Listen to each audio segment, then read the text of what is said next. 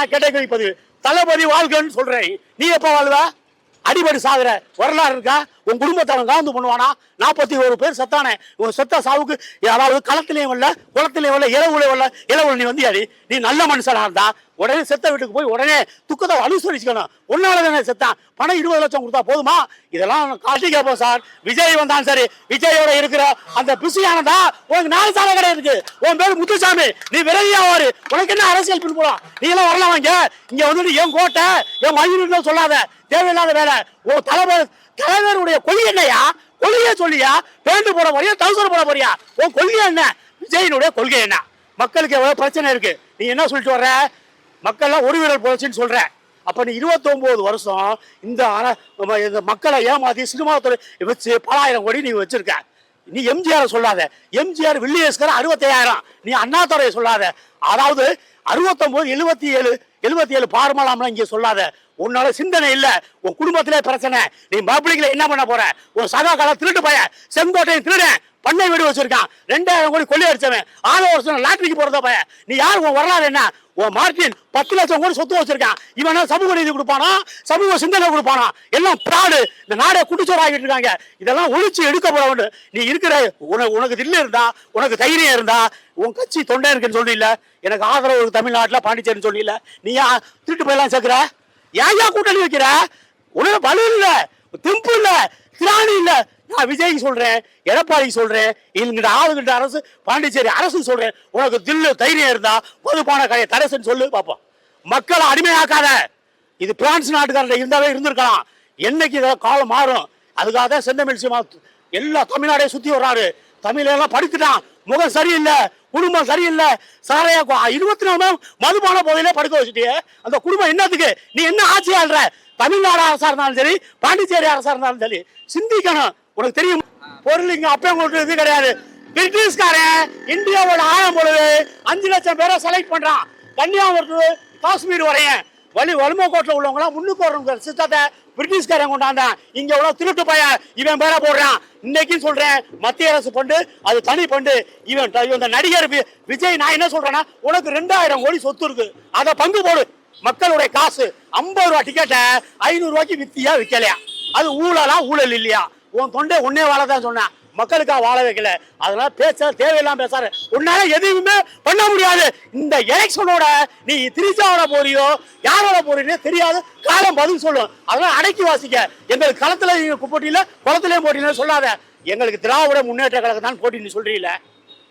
களத்துல நாங்க 2005 மக்களா இருக்கோம். என்ன மாதிரி விழிப்புணர்வை யாரும் பேச மாட்டாங்க. நான் சீமானுக்காக பேசுறேன். எல்லாரும் மாறுவார்கள், சிந்திப்பார்கள். தமிழ் தேசிய மலரும். அடிச்சு நொறுக்கப்படும் மதுபான கடை பிரைவேட் காலேஜ் கல்லூரில அரசுடமாய் உள்ள போது விரட்டி விட்டுருவோம் சார். பெரிய போராட்டம் நடக்கும். அங்கே உங்களுக்கு வங்காளதேசத்தில் நடந்த மாதிரி இலங்கையில ராஜபக்சே விரட்டி விட்டவர். இதே ராஜபக்சேக்கு இதே மோடி 1 லட்சம் கோடி கொண்டு கொடுத்தாரு. நான் என்ன சொல்றேன், நான் முடிவா கடைசியா பேசுறேன். கண்டிப்பா நீங்க திரை கவர்ச்சியை விட்டுட்டு தரையில உடனே 10 பேரா இருந்தாலும் உடனே கூப்பிட்ட குரலுக்கு ஒரு போராட்டமா இருந்தாலும் சரி, ஒரு பிரச்சனையா இருந்தாலும் சரி, அது ஆசிரியர் பிரச்சனையா இருந்தாலும் சரி, அனைத்துக்கும் வரக்கூடிய ஒரே செந்தமிழ் சீமான் தான். அதை நீங்க பயன்படுத்திக்கங்க. நாங்க விட்டு கொடுக்க முடியாது. எங்கள் உறவுகளை விட்டு கொடு. உனக்காகவும் போராடுறோம், மக்களுக்காக போராடுறோம். நாங்க அதுதான் குறிக்கோள். மீட்டெடுப்போம் மாற்றத்துக்கான அரசியல். அதுக்காக தான் நாங்க சமத்துவம். இங்க பாருங்க, 69 பணம் இருக்கு. சும்மா இல்ல. இந்த மண்ணுக்கும் வளத்துக்கும் போராடி தூக்கிலிடப்பட்டு அடித்து கொல்லப்பட்ட செக்கிலித்தவர்கள்லாம் படம் இருக்கு. இதெல்லாம் மறக்க முடியாது. எவரும் போடல. தமிழ்நாடு பாடல் உள்ளே இல்ல. நான் கேட்ட கேள்வி பதில். இந்த படத்துல எவனா போடுவானா? இந்த படத்துடைய வரலாறு தெரியுமா? தமிழ்நாடு பாடல் இவருங்க லியோனி, திண்டுக்கல் லியோனி. நீ பாடல் தயாரிப்பாளர். ஒழுங்கு மரியாதை வந்தியா, பாடுனியா, காசை வாங்கிட்டு போயிரு. சும்மா சீமானெல்லாம் சீண்டி பார்க்காத.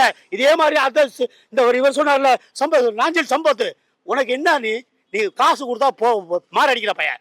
நீ ஏற்கனவே ஏடிஎம்கே இருந்த, கலிங்கப்பட்டி ஒரு வைகோபாலசாமிகிட்ட இருந்த. இப்போ இங்கே போயிட்டு ஆதரவு பண்ணி 50 லட்சம் ரூபாய்க்கு போய் நான் 3000 ஓட்டு தான் சீமானுக்குன்னு சொல்றியே. உனக்கு அறிவு இருக்கா? உனக்கு சொந்த புத்தி இருக்கா? இது தேவையில்லாம நாக்க அடக்கி பேசிக்க. உனக்கு சொல்ற இறுதியா போனியா, விஜய் வாழ்க, புஷி வாழ்க, நிர்மல்குமார் வாழ்கன்னு காசு வாங்கிட்டு போயிரு. சீமான கையில இருந்து நாரி போயிரு.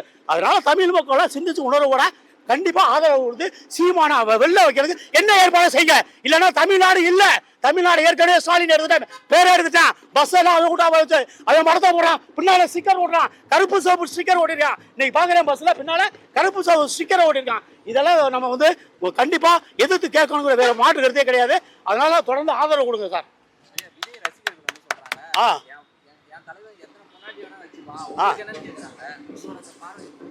சரி, கலாச்சாரம் மரபு தமிழனை மீறிட்டான்.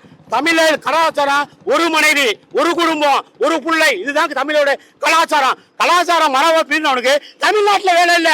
நீ எவனுக்கு பிறந்த நீ சிந்திச்சு பாரு. நான் என்ன சொல்றேன்னா, விஜயை பத்தி கோளாறு சொல்லல.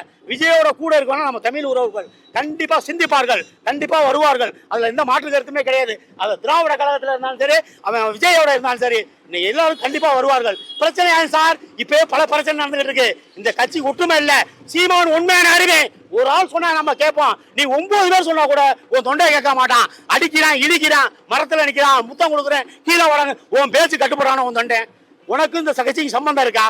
நீங்க சீமான் நின்னுனா நிப்பான், உட்காருனா உட்காருவான். ஏதாவது மாற்று கருத்து உனக்கு கூட உண்டா? நீ எவனா கட்டுப்படுத்த முடியாதா? என் பின்னால வராதே, நான் ஃபாலோ பண்ணாதான் நீ சொல்றீல, கேட்கிறானா? எத்தனை பேர் இப்ப கூட அடிபட்டு உயிருக்கு போராடிக்கிட்டு கிடக்குறான் ஒருத்தன் செங்கப்பட்டி மீட்டிங்ல. நீ என்ன பண்ண? என்ன மாதிரி கூட்டம் போடுற? சோசியல் மீடியாவில் பேசி ஓட்டம் வாங்கிட்டு போயா? உன்னால பாதிப்பு நிறைய இருக்கு.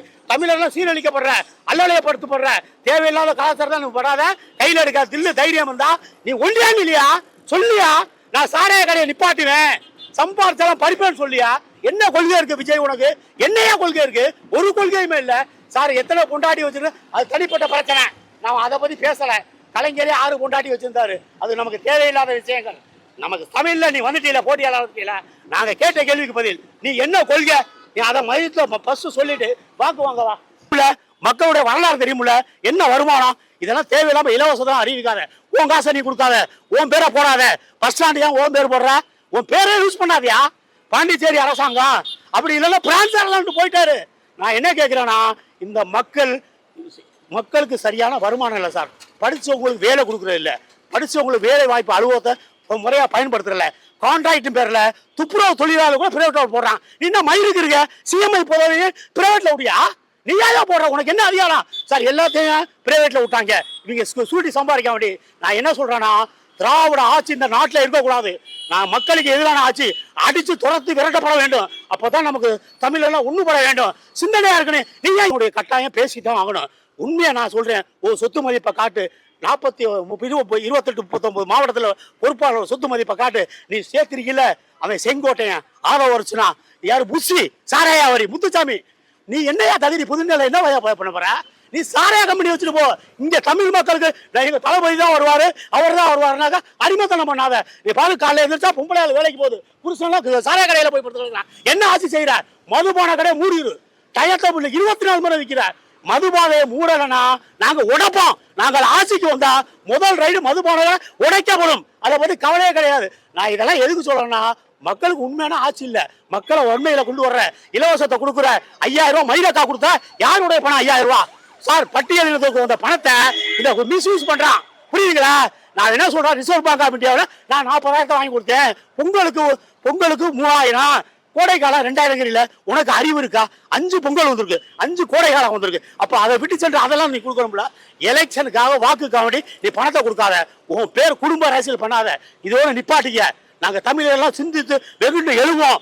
கண்டிப்பா சார் ஏற்றா தாழ்வே இருக்காது சார். இருக்கிறதெல்லாம் பொதுவாய் போனா பதுக்கிற வேலை. அதாவது ஜாதி மதம் இல்லாம சமத்துவமா சமச்சீரா சமூக சிந்தனையில எல்லாருக்கும் எம்எல்ஏ சீட், அதாவது ஐயங்காரு, பிராமணன், இது எதுவுமே இல்லை. பட்டியலினத்தோர் இவங்க ஜென்ரலாவே கொடுத்தனால ஒவ்வொரு தொகுதியா வேட்பாளர் அறிமுகப்படுத்திட்டு தொடர்ந்து லாஸ்டா சைதாப்பேட்டை மெட்ராஸ்ல அறிமுகப்படுத்தினாரு. வாக்காளருக்கு வாக்களிங்கன்னு ரெக்கமெண்ட் பண்ணாரு, கொள்கையெல்லாம் சொல்லி. அதனாலதான் இன்னைக்கு பாண்டிச்சேரிக்கு வந்திருக்கான். பாண்டிச்சேரியில 3 சட்டமன்ற தொகுதி, தட்டாஞ்சாவடி, கதிரிகாமா, இந்திரா நகர், 3க்கும் லேடிஸ் தான் போட்டுருக்காங்க. புரியுங்களா? இங்க வந்து எப்படி நிலவரம், பாண்டிச்சேரி வந்து 1954 இந்தியாவோட சேரும் பொழுது பிரிட்டிஷ்காரன் வந்து 200 ஆண்டுகள் அதை வந்து ஆண்டுகிட்டு கொண்டு இருக்கிறான். அப்போ வந்து இங்களுடைய வருமானம் ஒண்ணுமே கிடையாது, கடல் சார்ந்த அமைப்பு தான். காரைக்கால், பாண்டிச்சேரி, ஏனாம் போன்ற 4 மாகாணத்தை சேர்ந்தது தான் இது. இங்கே பூர்வீகமாக தொழில் எதுவுமே இல்லை. ஒரே ஒரு பிரெஞ்சுக்காரன் ஏஎஃப்டி ஆங்கிலோ பிரெஞ்சு டெக்ஸ்டைல்ஸ் மையப்பகுதியில் 1500 ஏக்கரில் கட்டுமான பணி ஒரு நூற்பாலையை இந்த அரசு இதுவரை ஆண்ட அரசு ஆண்டு கொண்டு இருக்க அரசு அதை எடுத்து பிரான்ஸ்காரனுடைய வழிநடத்தி செஞ்ச அதை கிட்டத்தட்ட ஒரு 30,000 பேருக்கு வேலை கொடுக்கலாம் சார். சரியான கட்டமைப்பு இல்லை, புரியுங்களா? இந்த நகரத்தில் வந்து பிளாட்பாரத்தில் தொழில் போடுற பிளாட்பாரத்தில் தான் இருக்கான். இது சரியான வருமானம் இல்லை. இங்கே என்ன மூலதன வருமானம்? பிரிட்டிஷ்காரன் வந்து 3 டிஜிட்டல் இண்டஸ்ட்ரீஸ் ஆரம்பிச்சான். பிரான்ஸ்காரன் விட்டு சென்றதை இவங்க கிட்டத்தட்ட 100 டிஜிட்டல் இண்டஸ்ட்ரீஸ் இருக்காங்க. தெருவுக்கு தெருவு சாராய கடை, மதுபான கடை. இந்த மக்களை வந்து குடிபோதைக்கு அடிமையாகிற, அதாவது பாண்டிச்சேரினாவே சாராய கடை அதிகம் உள்ள ஏரியா வாய்ப்பு போயிடுச்சு. இதெல்லாம் மாற்றி அமைக்கணும். இங்கே உள்ள மக்களுக்கு அன்றாட வாழ்வாதாரம் பாதிப்பு. இங்கே ஆட்டோ எடுத்துக்கிட்டாங்க, 40,000 வரியை கொடுத்து ஆட்டோ ஓட்டுறான், 5 குழு கட்டுறான். இந்த அரசும் ஆண்ட அரசும் ஆளுகின்ற அரசும் மக்களை அடிமையாக வச்சிருக்கு. எந்த வித முயற்சியும் கொண்டு வரல. அது காங்கிரஸ் ஆண்டாலும் சரி, ஏற்கனவே ஆண்டா யாராக இருந்தாலும் சரி. இதில் என்னன்னா ஒரே ஒரு ஜிப்மர் ஹாஸ்பிட்டல் தான் இருக்கு. ஒரே ஒரு பாண்டிச்சேரி உங்களுக்கு 100 பொறியியல் கல்லூரி இருக்கு. இங்கே வருமானமே இல்லை. எல்லாம் பிரைவேட்ல பார்த்தீங்கன்னா ஜிப்மரை வச்சு பெரிய பெரிய மருத்துவம் தான் இருக்குது. மக்களுக்கு வருமானத்துக்கு வழி இல்லை. என்னதுக்கு நீ ஆள்ற? தமிழ் மக்கள் இது பாண்டிச்சேரி பிரான்ஸோட சேர்ந்தாலும் பிரான்ஸ்கிற பெஸ்ட் லீடர் அந்த ஆங்கிலோ பிரெஞ்சு டெக்ஸ்டைல நீ எடுத்து வழி நடத்தினால மத்திய அரசு கிட்ட பணம் வாங்கலாம்ல. இந்த 100 பேருக்கு 50,000 பேருக்கு வேலை கொடுக்க பூட்டி கணக்கு. நீ என்னதுக்கு ஆட்சி ஆள்ற? இதெல்லாம் கேள்வி கேட்கணும். நாங்கள் இந்த 3 சட்டமன்ற தொகுதியில் பெண்களை நிப்பாடி இருக்கோம். எங்களுக்கு ஒரு தமிழ் சமூகம் எல்லாருமே இது வந்து அதாவது நேரடி கண்ட்ரோல் 14வது ஆர்டிகல்ஸை பயன்படுத்தி ஆளுநருடைய அங்கீகாரத்தில் வந்து 1962 இது வந்து யூனியன் பிரதேசம் இருக்கிற யூனியன் பிரதேசம் 9 அதிக மக்கள் தொகை கொண்டது இந்த பாண்டிச்சேரி. இதை ஏன் நாங்கள் பண்றோம்னா இங்க வாழ்றவங்க எல்லாம் தமிழ் மக்கள், சமூக சிந்தனை உள்ளவங்க. இவங்க எல்லாம் இன்னைக்கு படுத்த ஒரு வருமானம் இல்லை சார். ஒரு ஆட்சிங்கிறது மக்களுக்கு ஒரு குடும்பத்துக்கு அதாவது வாழ்வாதாரம், படிப்பு, கல்வி, பொருளாதாரத்தை நீ கடைபிடிக்கணும். இதெல்லாம் எதுவுமே கிடையாது. இதுக்குதான் சிந்தனை சீமான் அவர்கள் தொடர்ந்து எல்லாத்தையும் பயணம் செய்யறாரு. தமிழ் மக்கள் வீழ்ச்சி அடைஞ்சிட்டாங்க. பாரம்பரியம் தமிழர்களுடைய கலாச்சாரம், மரபு, மலை வளம், மண் வளம் எல்லாம் கெட்டு போச்சு சார். இங்க வளம் என்னன்னாக்க கடல் சார்ந்த அமைப்பு இருக்கு, மீன் வளம் தான் தொடரலாம். இதெல்லாம் முன்னேற்ற பாதை கொண்டு வரணும். சீமான் ஒரு ஆள் தான் வரணும். நாங்கள் வருவோம், ஆட்சிக்கு வருவோம், வேற மாற்றுக்கிறதே கிடையாது. லெஞ்சன் லாவணியம் ஒரு அரசு அமைப்போம். அதுக்கு தான் 3 பேரை நாங்கள் வேட்பாளர் அறிவிக்கலாம். இன்னைக்கு வேட்பாளர் அறிமுக கூட்டம். தயவு செய்து தமிழ் உணர்வு உள்ளவங்க, தமிழ் சிந்தனையாளர்கள்லாம் கொஞ்சம் சிந்திக்க வேண்டும். ஏற்ற தாழ்வு அதிகமா இருக்கு. சமூக சிந்தனை இல்ல, சீர்திருத்தவாதே கிடையாது. மதுபான கடை வீதி 10 இருக்கு. என்ன ஆட்சி? யார் ஆள்றது? மத்திய அரசு என்ன மைலா கொடுக்குறியா? எல்லாம் ஈடி ரைடு பிடிக்க முடியாது. நீ அதையும் கோராளம் கோரி கொள்ளையடிச்சு வச்சு மக்கள் எல்லாம் பிளாட்பாரத்தில் என்னென்னமோ விற்பனை செஞ்சுக்கிட்டு இருக்காங்க. ஒரு கலாச்சாரம் இல்லை, ஒரு சமூக நீதி இல்லை. தமிழெல்லாம் அடிமையாகிட்டான். இதெல்லாம் மாற்று கருத்து வரணுங்கிறதுக்காக தான் இன்னைக்கு பாண்டிச்சேரியை கையில் எடுத்திருக்காரு நம்ம செந்தமிழ் சீமான் அவர்கள். ஏற்கனவே ஒரு நடிகர் வந்திருக்காரு. அந்த வரலாறு நான் சொல்லணும். சினிமா துறை வந்து இங்க வந்து என்ன சொல்லியிருக்காருன்னா, விஜய் அவர்கள் இங்க வந்து நான் எல்லாத்துக்கும் ரேஷன் கார்டு வாங்கி தரேன் அப்படிங்கிற முட்டாள்தனமான தவறு. இது வந்து எப்படின்னாக்க உங்களுக்கு வந்து நேரடி கண்ட்ரோல், இது வந்து ஜனாதிபதி அவர் நேரடி கண்ட்ரோல் ஆள்றது. இங்க ரேஷன் சிஸ்டத்தை பிரிட்டிஷ்காரன் கொண்டாந்தான். இங்க கொண்டு வர்றதுக்கு வாய்ப்புகள் சாத்தியக்கூறு இல்லை. வந்தியா இங்க நீ என்ன சொன்ன? இங்க மக்கள் தொகை வந்து 1.73 நகர பகுதியில் 9,41,000 பேர் வேலை இருக்கிறாங்க. சாதாரண டாபிக் இல்ல, ஒரு பால கட்டுமானி பண்ண இல்ல. என்ன ஆச்சு? நகரமைப்பு அந்த காலத்துல பிரான்ஸ்காரன் இருந்த நகரமைப்பு தான் இருக்கு. ஏதாச்சும் மாற்றி அமைக்கப்பட்டதா? சாக்கடை நீர் போறதுக்கு வடிகால் வரி பண்ணிருக்கீங்க. என்ன ஆட்சி செய்யற? கேட்ட கேள்விக்கு பதில் சீமான் தம்பியெல்லாம் நான் கேட்போம். விட்டு கொடுக்க முடியாது எங்கள் தமிழ் தேசியத்தை. என்ன மக்களுக்கு என்ன பண்ண? என்ன தொழில் கூட கொண்டாந்த? எவ்வளவு பிரச்சனை இருக்கு, 1000 பிரச்சனை இருக்கு. வருமானத்தை பெருக்கு. சாராய கடல் நொறுக்கடியா? தெருவுக்கு 10 சாராய கடை உன்னை யார் வைக்க சொல்றது? என்ன நீ ஆட்சி ஆள்ற? நீ சிஎம்மா இருக்கிறீங்களா? உனக்கு தெரியாதா? மது போதையில மக்கள் எல்லாம் ஆண்டு கிடக்குறாங்க. குடும்பம் பிரிஞ்சு போச்சு. உள்ள ஒரு பக்கம், குட்டி ஒரு பக்கம். என்ன ஆச்சு? இதுக்கு தேவையே கிடையாது. பிரான்ஸ் நாட்டுக்காரே இருந்தா கூட இது அமைப்பு நல்லா சீரும் சிறப்பும் போட இருக்கணும். இதெல்லாம் நாங்க தட்டி கேட்போம் சார். இருக்காதா அப்படிங்கிற ஒரு எம்ஜிஆர் ஒரு பாடல் வரியை நான் சொல்றேன். இதெல்லாம் நாங்கள் ஆட்சிக்கு வந்தா சமத்துவம். உனக்கு மாடி வீடுனா எல்லாத்துக்கும் மாடி வீடு தான். உனக்கு சைக்கிள் தான் எல்லாத்துக்கும் சைக்கிள் தான். சமத்துவமா இருக்கும் சார். கல்வித்துறையெல்லாம் பிரைவேட்ல உள்ளலாம் அடிச்சு பறிப்போம். மதுபானங்களை இழுத்து மூடுவான், அனைவருக்கும் வீட்டுக்கு வேலை கொடுப்பான். இதை மாற்றுக்கிறது கிடையாது.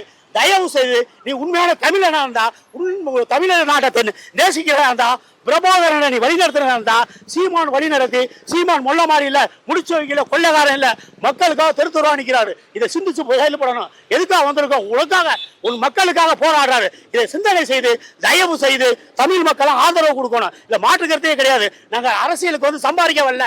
எங்களுடைய சம்பளம் 1,50,000 தான் வாங்குவோம். கான்ட்ராக்ட்லாம் கிடையாது. எல்லாம் அரசுடைமையாக்கப்படும்.